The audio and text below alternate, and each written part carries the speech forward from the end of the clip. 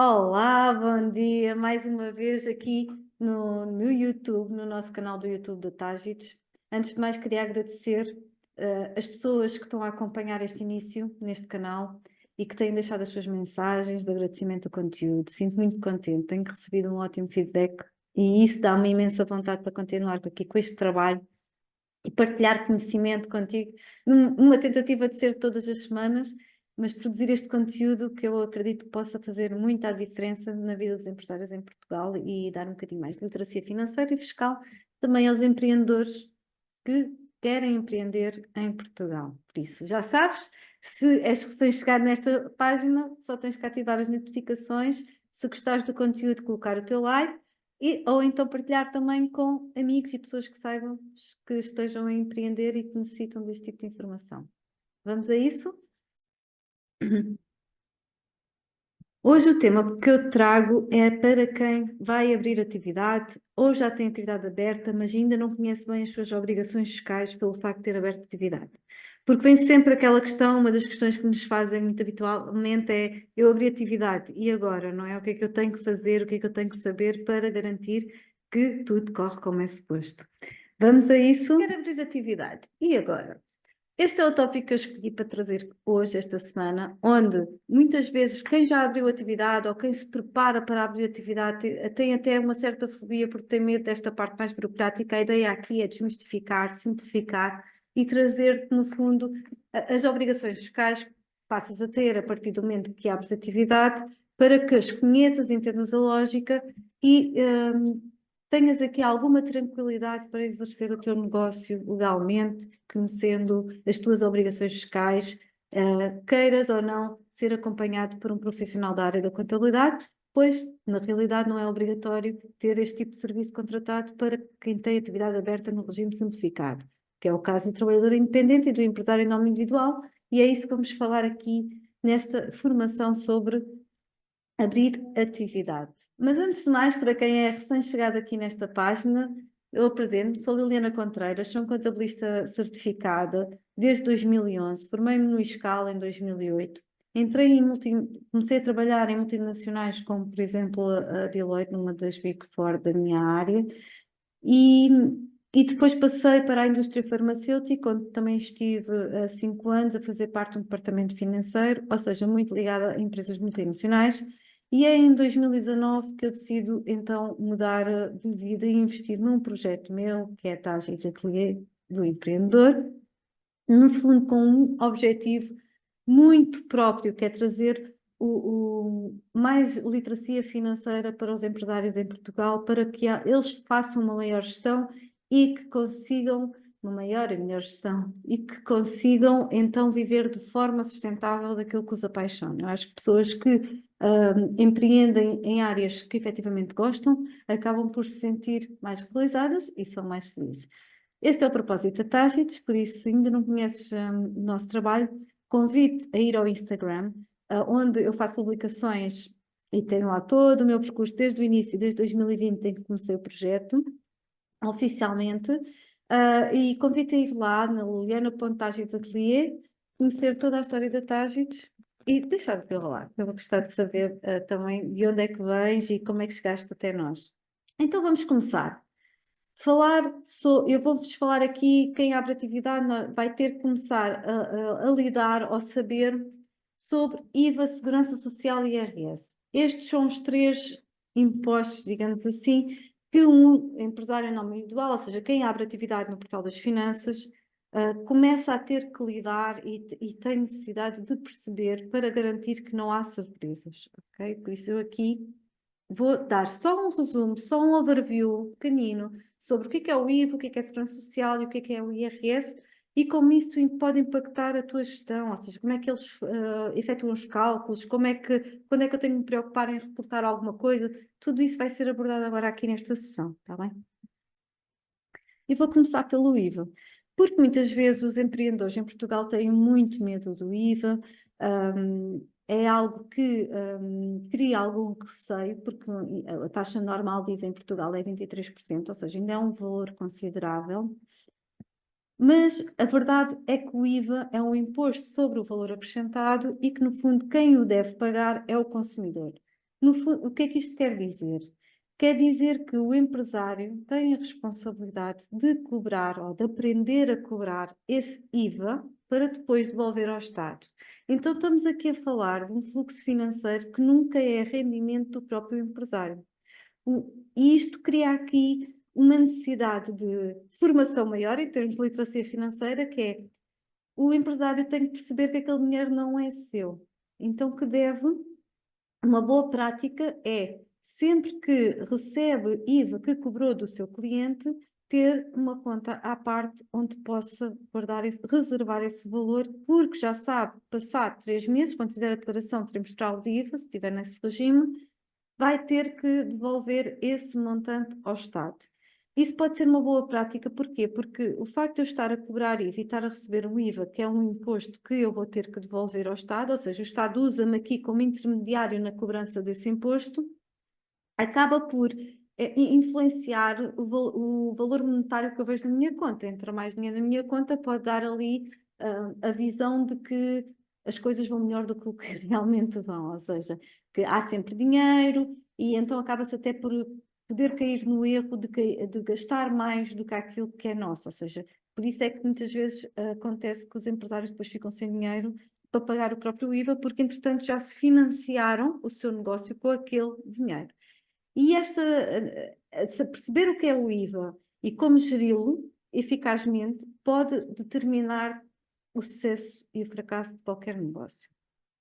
No entanto, eu gosto sempre de esclarecer o que é o IVA para que as pessoas tenham essa consciência. O desafio aqui é o empresário aprender a precificar os seus produtos, aquilo que tem para trazer ao mercado, por um valor que lhe garanta ter margem, sem ter que ir buscar esse tal, ou seja, sem precisar dessa questão do IVA e conseguir fazer a sua gestão com lucro, sem contar com esse montante, está bem?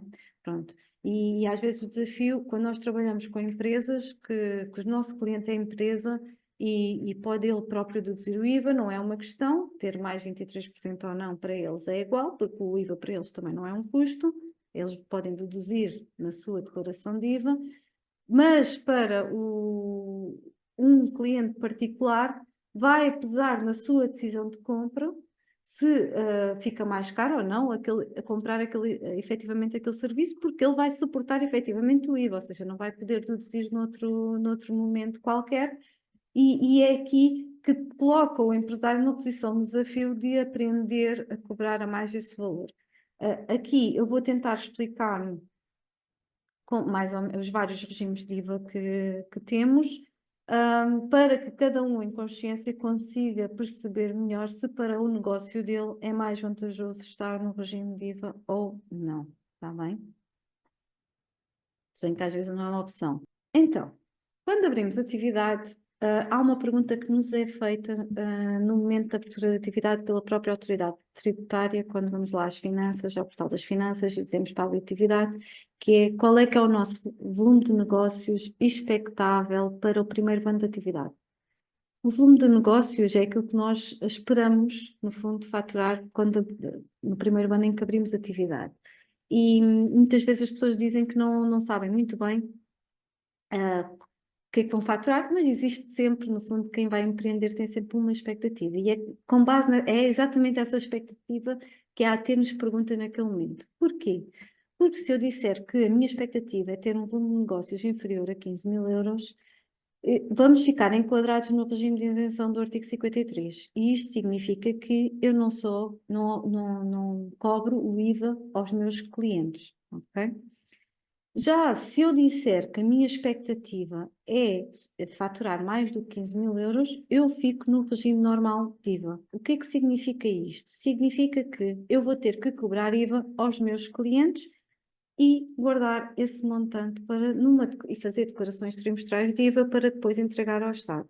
A diferença entre um e outro, no fundo, reside no facto de eu, na isenção do artigo 53, não me é permitido deduzir o IVA, por exemplo, das minhas despesas, ou seja, se eu tiver um grande investimento para fazer no meu negócio e se abrir atividade na isenção do artigo 53, eu não vou conseguir recuperar esse IVA que eu paguei aos meus fornecedores, mas já no regime normal de IVA, é possível deduzir o IVA com a nossa atividade, o que muitas vezes também torna, para algumas situações, a situação mais atrativa em termos fiscais, está bem?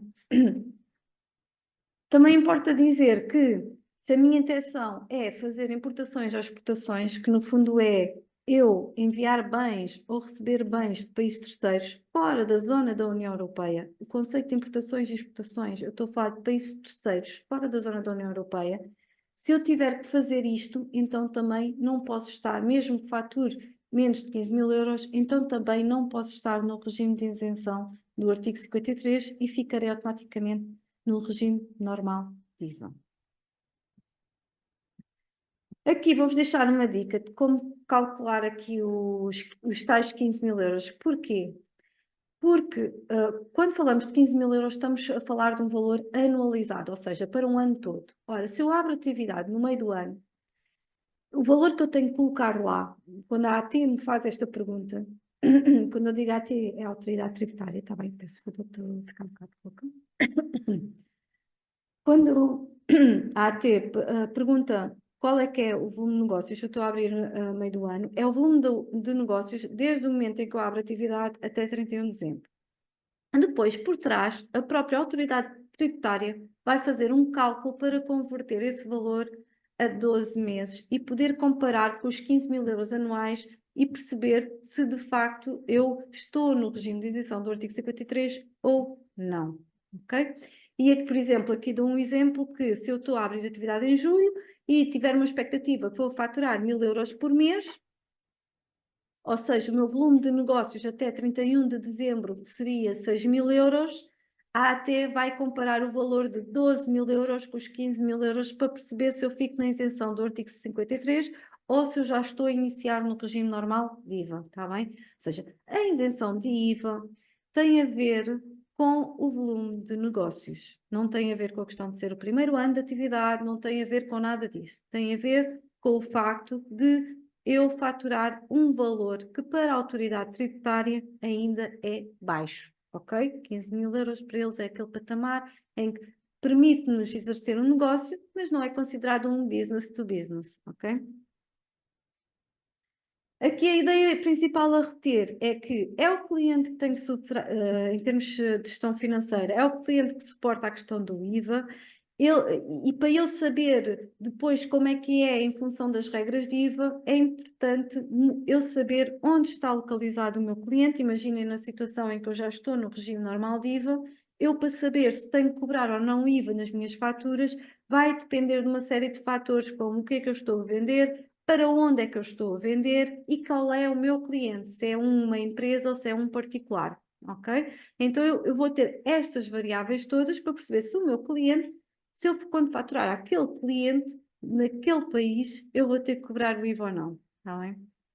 E aqui eu faço-vos aqui a separação, por exemplo, da localização onde o cliente está, para eu perceber se tenho que cobrar IVA ou não. Isto quando já estivermos no regime normal de IVA, está bem? E eu estou a explicar o IVA de uma forma muito, a tentar trazer este tópico muito simples, porque obviamente isto tem muitas nuances, tem muitas variáveis.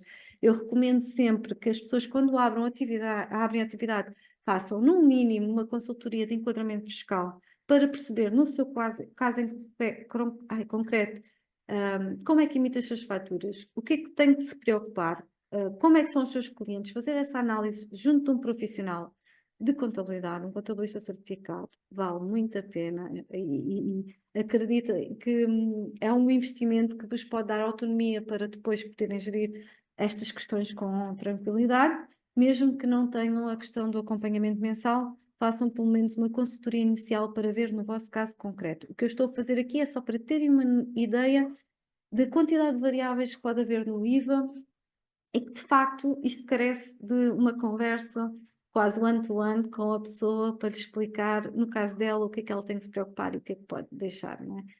Não se aplica. Aqui, o que eu distingo é o que é transações intracomunitárias, prestações de serviços.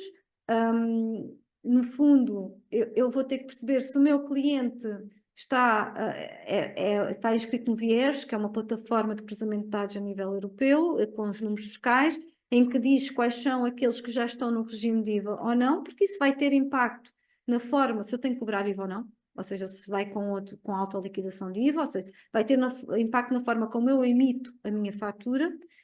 Se for prestações de serviços em países terceiros, não é um item que é questionado, a meu ver, mal, quando nós estamos a abrir atividade, só se refere, quando eu digo que tenho clientes e fornecedores fora do país, fora da União Europeia, só se refere à questão de importação e exportação de bens, porque isso é o que tem impacto fiscal, ou seja, mas não significa que eu não possa prestar serviços para o Brasil, por exemplo, percebem?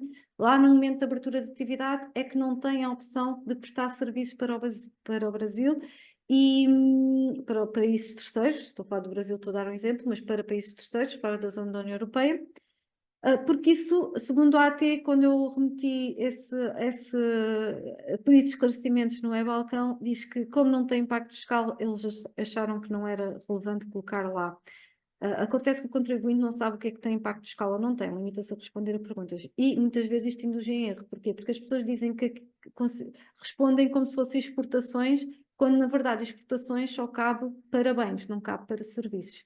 E ao responderem exportações acabam por perder o direito ao regime de isenção do artigo 53. Por isso, não têm que responder em exportações, simplesmente respondem só que prestam serviços dentro da União Europeia e não necessitam dizer que prestam serviços também para países terceiros, está bem? No fundo é assim que está feita a questão da produtividade. E as vendas de bens para países terceiros, já sabem que se colocarem lá que vendem bens para países terceiros, que vão ficar então excluídos da possibilidade de ter aqui a isenção do artigo 53, está bem? Porque vão precisar desses documentos depois para os vossos bens serem expedidos na alfândega e por isso é que existe aqui também esta limitação. Algo que eu também quero acrescentar aqui no IVA para terminar é que a isenção do artigo 53 é uma isenção que acontece no primeiro ano de atividade, tem a ver com o volume de negócios que eu coloco lá, mas todos os anos em janeiro eu tenho que perceber, ou seja, olhar para trás e ver quanto é que eu faturei no ano anterior. Se eu no ano anterior tiver faturado mais do que esses 15 mil euros, imaginem, eu cheguei a janeiro, olha para dezembro e no ano anterior, 2024, faturei 20 mil euros. O que é que eu tenho de fazer? Eu sou obrigada a comunicar à autoridade tributária, através da entrega de uma declaração de alteração de atividade, o volume de negócios que eu faturei no ano anterior.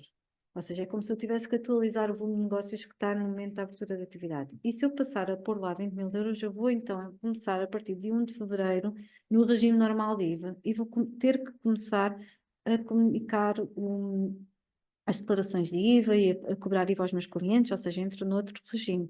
Ou seja, todos os anos eu vou ter que validar se eu faturei mais ou menos. Se eu faturei menos, eu não tenho que fazer nada, mantenho no regime de isenção por mais um ano civil. Mas se eu faturar mais, eu então altero o meu regime em janeiro do ano seguinte. E isto, eu estou a dizer isto porquê? Para mim é importante dizer isto porquê? Porque as pessoas associam muito a isenção, é de um ano, não é de um ano. Aqui tem a ver mesmo com o volume de negócios, está bem? E fazerem em janeiro é o mês de fazer o balanço, de perceber quanto é que se faturou no ano passado, e se for caso disso, alterar o regime, está bem? Segurança Social. Então, a segurança social é que sim, é a tal isenção que nós já ouvimos. Eu abri atividade, mas eu ainda estou no primeiro ano e não pago impostos. Essa afirmação é incorreta, porque na realidade o que nós não pagamos não é imposto, ou seja, se eu posso ficar logo enquadrado no regime de IVA porque tem a ver com a questão do volume de negócios e também irei pagar IRS também se faturar muito, não é? Ou seja, não há essa isenção. Aqui o que há é, na segurança social, uma isenção nos primeiros 12 meses de atividade, ok? Se eu estou a abrir atividade pela primeira vez, está bem? Depois desses 12 meses, automaticamente, ou seja, a Segurança Social faz a contagem, convém que tenham acesso ao site da Segurança Social direta e tenham acesso à vossa senha, e vocês passam a estar obrigados a fazer a declaração trimestral de Segurança Social. O que é que isto significa? Que trimestralmente têm que informar a Segurança Social quanto é que faturaram no trimestre anterior, para que eles possam fazer o cálculo das contribuições que vocês vão ter que pagar nos 3 meses seguintes. Em Portugal há muitas pessoas que não têm conhecimento desta informação e pagam 20 euros e acham que está tudo bem. 20 euros é o limite, é o valor mínimo. Mas porquê? Porque a Segurança Social não faz cruzamento de dados, a meu ver também mal, com o Portal das Finanças. Ou seja, eles só vão fazer esse cruzamento de dados na entrega do IRS e aí já pode estar uma dívida muito grande a pagar. Vou também dizer aqui alguns motivos para fazerem a declaração trimestral, porque tem aqui uma possibilidade que não têm se não o fizerem. Aqui a noção que tenho que ter é, existe uma obrigação declarativa adicional, que é informar à Segurança Social quanto é que estão a faturar no Portal das Finanças, se utilizarem o sistema de faturação do Portal das Finanças, né, os recibos verdes, para que na Segurança Social estejam a pagar contribuições com base na vossa remuneração, está bem? A Segurança Social não é um imposto, a gente fala em imposto para generalizar. A Segurança Social é uma contribuição. O que é que isto significa? Qual é que é a diferença entre um imposto e uma contribuição? O imposto é algo que nós pagamos, mas porque estamos inseridos na sociedade, mas não tem que haver um benefício direto para o indivíduo. Por exemplo, nós contribuímos para para a escola pública, para a saúde, para as estradas, para infraestruturas, etc. Mas não significa que eu vá a um hospital particular ou tenha filhos a estudar na escola pública, mas como estou inserida nessa sociedade, tenho que contribuir para o todo.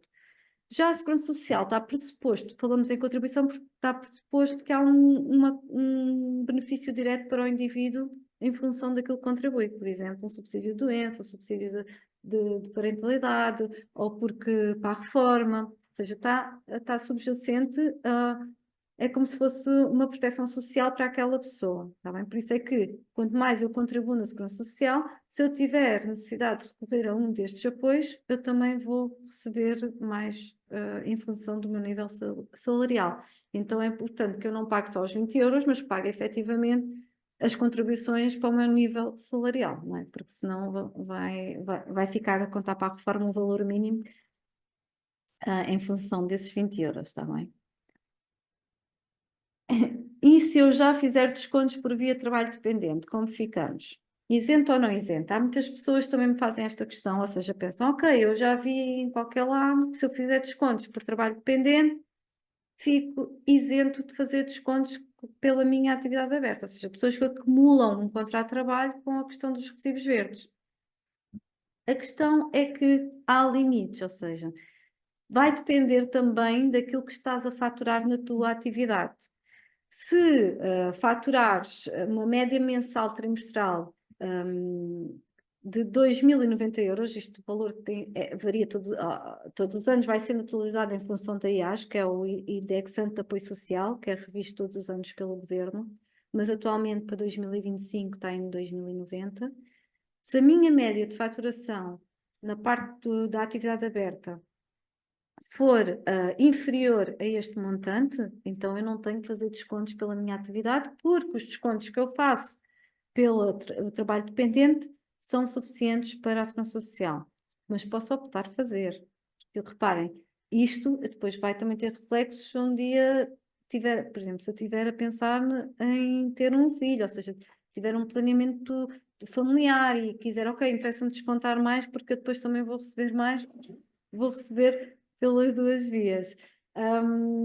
Se eu de facto faturar mais do que este valor, vou ter que contribuir a diferença do remanescente, ou seja, o que falta, o que excede este limite, eu vou ter que contribuir também por via da minha atividade de trabalho independente. O que é que eu recomendo aqui? É fazerem na mesma sempre a vossa declaração trimestral, mesmo que acumulem as duas situações, porque o próprio site vai dizer se precisa ou não contribuir ou se deseja contribuir voluntariamente, ou seja, faz as contas por vocês e ficam com a declaração entregue e tudo certinho e não têm questões, está bem? Como calcular a segurança social? Então, se formos prestadores de serviços, o que eles vão fazer é 70% do valor que eu faturo é considerado para a segurança social como rendimento relevante. E sobre esses 70% é que recai a taxa de 21,40%. Quando eu faço a declaração trimestral, e daí o motivo para eu vos dizer para fazerem declaração trimestral, não deixarem que seja a Segurança Social a cruzar os dados, porque aí o valor pode ser grande e que vem com juros e pronto. E já por acaso, agora não me recordo, mas pode vir também com outro tipo de encargos. Pode escolher contribuir até mais ou menos 25%. Ou seja, esta gestão de se eu quero contribuir até mais ou até menos 25%, depois aquilo anda com variações de 5 em 5, é-nos dada no momento em que estamos a fazer o reporte da declaração trimestral da Segurança Social. Para quem vende bens, é feito, o rendimento relevante é já só 20% do total faturado e sobre esses 20% é aplicada a taxa de 25,20%. E também tem a opção dos 25%, para descontar mais ou menos de 25%. Aqui, isto porque é que existe esta diferença entre a venda de bens e os prestadores de serviços? Porque pressupõe-se que quem vende bens tem uma margem de lucro menor, porque tem que comprar material para depois vender, ou seja, está ali uma componente física. Então, com o lucro dessa pessoa, ou seja, aquilo que seria considerado rendimento de salário, seria só 20%. E daí, então, para ter uma base mais baixa nas contribuições da Segurança Social, está bem? Agora, IRS, para fechar aqui o tema do regime simplificado dos empresários em nome individual e do trabalhador independente, que no fundo é igual, está bem? Aqui em termos fiscais, eles não diferenciam, o tipo de rendimento é o mesmo, que são os rendimentos de categoria B. No regime simplificado, o que existe, como não são obrigados a ter contabilidade organizada, o que é que isto significa? Que não é obrigatório fazer um controle de todas as despesas que nós temos com a atividade. Para isso teríamos que contratar um contabilista certificado, e o que o Estado pensou e bem é, vamos lá simplificar isto para que as pessoas possam exercer a sua atividade sem ter que contratar este tipo de serviço ou sem pôr aqui muita burocracia, vamos simplificar. E na sua simplificação, o que eles fizeram foi separar em caixinhas consoante as atividades, consoante o tipo de lucro que cada atividade tem. E para isso fez uma lista, que é a lista do artigo 151 do Código de IRS, onde estão identificadas uma série de atividades, prestações de serviços, em que eles consideram que quem está naquela lista são puros prestadores de serviços, ou seja, que só vendem tempo e que os encargos que têm com a sua atividade são muito reduzidos. O que é que isto faz? Faz com que a sua margem de lucro seja maior. E daí que o coeficiente aplicado neste tipo de atividades é 75%. O que é que isto significa? Que 75% daquilo que eu faturar é rendimento tributável para a autoridade tributária. É como se automaticamente eles dissessem, 25% é encargos que eles têm com a atividade. Por isso eu não tenho que estar ali minuciosamente a guardar as faturas todas, porque esse cálculo é feito indiretamente aqui pela autoridade tributária, consoante o código de atividade que ele escolhe no momento da abertura da atividade, ok? Caso eu não tenha uma atividade prevista nessa tabela e seja prestadora de serviços, então eu vou estar classificada nos outros prestadores de serviços que têm um coeficiente bem mais baixo, que é o 0,35.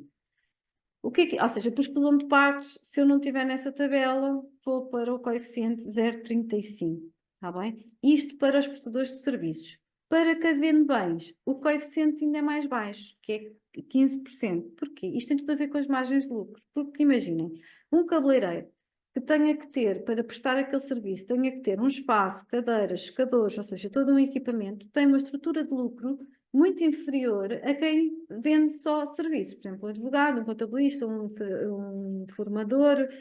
Estão a perceber? Então, é essa a ideia que está por trás destes coeficientes. E o 15% é porque a AT pressupõe que quem vende bens tem que comprar para vender. Então, está aqui no o processo de revenda, então, tendencialmente, o lucro que eles conseguem através da sua atividade é inferior.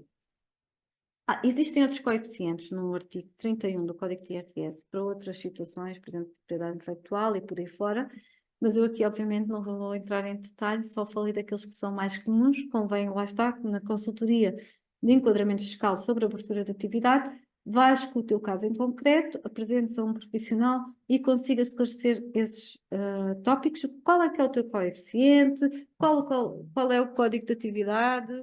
No entanto, eu estava-vos a dizer que havia estes coeficientes para apurar o lucro ou o rendimento tributável, não é?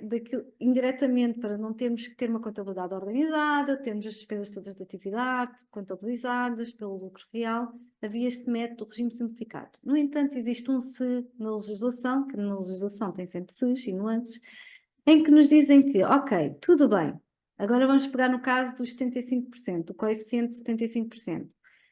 O Estado diz assim: eu não te tributo 25% daquilo que faturas, mas tens que me justificar pelo menos 15% das tuas despesas com a atividade. E por isso é que existe no e-fatura uma secção para depois quem abre atividade e for lá ao e-fatura classificar as suas faturas de educação, saúde, que tem que fazer todos os anos para o IRS, tem uma secção adicional que diz se aquela fatura está ou não dentro do âmbito da atividade. E, no fundo, isto apareceu aqui precisamente para satisfazer esta necessidade de comprovação dos 15% do valor faturado. Contudo, esta necessidade de comprovação é só pedida a quem presta serviços, ou seja, a quem está no coeficiente 75 e 35. Sendo que os vendedores de bens têm na mesma esta funcionalidade, não é fatura para fazer, mas não tem impacto fiscal, ok? Não tem qualquer impacto, vai ser sempre tratado no coeficiente 0,15, sem ter necessidade de comprovação. E mesmo para os prestadores de serviços, esta necessidade de comprovação dos tais 15% só se torna relevante a partir de um volume de negócios superior a 29.755 euros. O que é que eu quero com isto dizer? Que apesar disto estar lá, em termos de IRS, não estou a falar de IVA, mas em termos de IRS, só tem especial impacto, ou seja, só vou precisar de justificar efetivamente estas despesas se eu faturar mais de 29.000 euros. Porque se eu faturar menos, esta necessidade de justificação já está automaticamente satisfeita pela AT. Eu tenho aqui o valor de 4.104, que é o valor da dedução específica que está no código de IRS, mas o valor que está dos 29.000 já está atualizado em função da atualização anual que foi havendo de 2024 e 2025 dos 4.104, porque temos que fazer aqui um cálculo direto para perceber então quanto é que é a dedução específica. Uma curiosidade, o parcial também é uma pergunta que me fazem muitas vezes. O parcial, quando eu clico parcial, é para despesas que é difícil eu perceber se aquilo é da esfera pessoal ou da esfera profissional. Por exemplo, uma fatura de telemóvel, eu utilizo o telemóvel tanto, não o telemóvel em si, mas das comunicações, tanto na esfera pessoal como profissional. E se eu classificar aquela fatura como parcial, o que o sistema vai fazer é considerar 25% do que está naquela linha da fatura como despesa da atividade e o restante como despesa pessoal. Está bem? Mesmo que não haja faturação, após a abertura da atividade, eu tenho sempre que fazer a declaração de IRS com o anexo B e o anexo SS também, em alguns casos. Porquê? Sim, há necessidade de reportar. Eu faço questão de trazer isto para aqui porque as pessoas pensam que, lá está, ficam com a ideia de que no primeiro ano estão isentos. Não, isso não existe. Em nível de IRS não existe propriamente uma isenção. Se no primeiro ano faturarem 15.000 euros, garanto-vos que vão pagar IRS. Okay? Por isso é importante saber que isto não é uma isenção, ou seja, tem sempre a ver com base naquilo que eu faturo, nas despesas que eu tenho, ou seja, varia muito pessoa para pessoa e é difícil, só conhecendo as variáveis todas é que se pode fazer uma simulação de IRS para a pessoa perceber se vai pagar ou não IRS, ok? De qualquer forma, fica sempre obrigada a entregar a declaração de IRS, por isso muitas vezes eu vejo as pessoas, mas eu não fiz a declaração porque estava no primeiro ano de isenção. Não. Isenção, segurança social, primeiro ano de segurança social, só e apenas. IRS, tem sempre que fazer a declaração de IRS, mesmo que não tenha faturado, confirmando lá que não faturou, está bem? Retenções na fonte. Interessa-me também explicar o que é isto das retenções na fonte, porque as pessoas muitas vezes ficam, ou seja, como faturam menos dos tais 15.000 euros, que é um limite de isenção de IVA, ficam a pensar que estão isentas de IRS por causa desse limite de IVA. Não existe uma isenção. O que existe é uma dispensa de retenção até aquele montante. Porquê? O que é a retenção na fonte? A retenção na fonte é eu ir adiantando dinheiro ao Estado para o pagamento de IRS, porque o acerto de contas final é só feito quando eu faço a declaração de IRS. Por isso é que depois existe aquele acerto de contas do IRS a pagar, ou seja, do género, falta ainda pagar alguma coisa, ou o reembolso quando eu já adiantei valor a mais. Só existe reembolso de IRS se eu fizer retenções na fonte. Se eu nunca fiz retenções na fonte, nunca adiantei durante o ano nenhum imposto a título de IRS ao Estado, eu nunca vou ter reembolso. No limite, o meu imposto a pagar é zero, ou então eu tenho imposto a pagar efetivamente, está bem? Por isso é que eu coloco-vos aqui quando deve ocorrer, e depois quando é que eu posso fazer retenção na fonte, que no fundo é dar a instrução na emissão da minha fatura para o meu cliente fazer a retenção na fonte. Que significa o quê? Em vez do cliente me pagar os 100% do valor do meu serviço, uma percentagem vai pagar ao Estado em minha conta. E isso vai ficar lá na conta corrente do Estado, para quando eu fizer a declaração de IRS, se nos cálculos finais aquele montante não era devido, então eu tenho o reembolso de IRS. Mas percebem? Para fazer este mecanismo de o cliente pagar ao Estado por mim, tem que haver contabilidade organizada, porque são os contabilistas que vão então emitir uma guia para depois pagar esse imposto, reportar que aquele imposto é daquele indivíduo e isso aparecer pré-preenchido na declaração de IRS da pessoa. Por isso, eu até posso faturar 20 mil euros, mas se os meus clientes forem particulares, eu nunca vou conseguir fazer retenção na fonte. Se eu vender bens, eu nunca vou fazer retenção na fonte. Porquê? Porque a retenção na fonte é uma figura que só existe para quem presta serviços. Ok? Quando eu faturo um valor inferior a 15 mil euros e os meus clientes têm a contabilidade organizada, eu posso optar por utilizar a despesa de retenção na fonte, que é o mesmo que dizer que eu acerto depois contas com o Estado na altura que fizer a declaração de IRS. Percebem a diferença? Não é eu estou isento de IRS, é eu adio, se eu tiver que pagar alguma coisa, eu adio esse pagamento para quando fizer a declaração de IRS, ok? Isto é o que faz a dispensa da retenção na fonte. Se houver alguma coisa a pagar, eu pago lá para a frente, ok? E no caso de faturarem mais de 15 mil euros, a partir do mês seguinte, se tiverem um cliente com contabilidade organizada, nesse mês são obrigados a fazer retenção na fonte. Não tem a ver com, e tal, mas eu estou no ano de isenção. Não é um ano. Não existe essa questão no ano, não existe isenção para IRS. Tem a ver, esta dispensa da retenção é no fundo o Estado a dizer assim, se faturas só 15 mil euros, que há a probabilidade de vires a pagar IRS é pouco, ou o valor é pouco, por isso, se quiseres, não precisas de me adiantar dinheiro. É isto que se trata, está bem? Não é uma isenção. Qual a taxa de retenção a aplicar?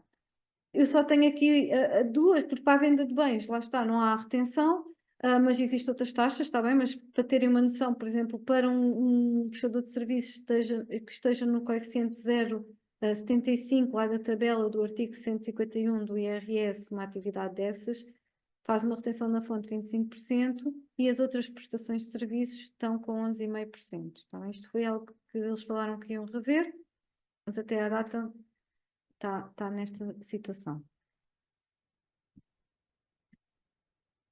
E se não fizer retenções na fonte ou pagamentos por conta? Os pagamentos por conta é uma figura que substitui as retenções na fonte, mas é algo que é notificado pelo próprio AT, não somos nós que fazemos e normalmente são calculados após a segunda, 2 anos da primeira entrega da declaração de IRS, ou seja, eles vão sempre fazer o cálculo e dizer, quando nós entregamos a declaração de IRS, na nota de liquidação, aparece lá se temos que pagar pagamentos por conta no ano seguinte, ok? E nessa altura vamos ser notificados a pagar. E no fundo substitui um bocadinho aqui a história da retenção. Ora, se eu só consigo fazer retenções quando os meus clientes têm contabilidade organizada ou quando eu presto serviços, deixa de fora uma série de pessoas que estão a faturar durante o ano inteiro sem a possibilidade de ir adiantando algum valor de IRS ao Estado. O que faz com que, quando fazem declaração de IRS, paguem uma grande quantia porque paguem tudo de uma vez. Ao contrário de uma pessoa que está ao contrato de trabalho, cada vez que recebe o rendimento do mês, tem lá o desconto para o IRS. Então o Estado teve a necessidade de criar a figura dos pagamentos por conta, que são 3 pagamentos por ano, para substituir essa necessidade de adiantamento de algum IRS ao Estado dentro do próprio ano onde estão a ser gerados os rendimentos, está bem? Mas no fundo funciona da mesma forma, são adiantamentos. Quando eu faço a declaração de IRS, se aquele imposto não é devido, porque imaginem, tive uma quebra de faturação e paguei os pagamentos por conta, esse montante é reembolsado, está bem? Não é pagamento de imposto efetivo. O pagamento de imposto efetivo, as contas finais, só vão ser feitas quando eu faço a minha declaração de IRS. E é isto que eu tinha para vocês, é tudo que eu acho que já é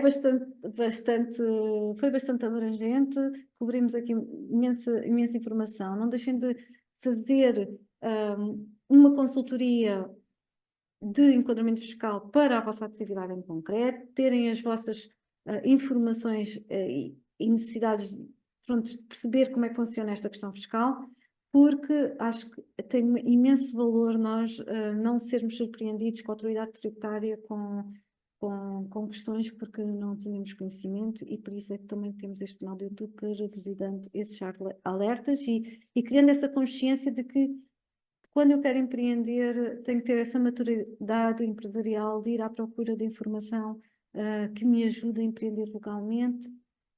E aqui ficou este contributo, está bem? Deixar-vos também com esta frase do Robert Kiyosaki, do escritor do livro Pai Rico, Pai Pobre, que diz que a contabilidade é dos tópicos mais aborrecidos, mas se quiseres ser rico, este pode ser o mais importante dos tópicos. Por isso, já sabes. Obrigada.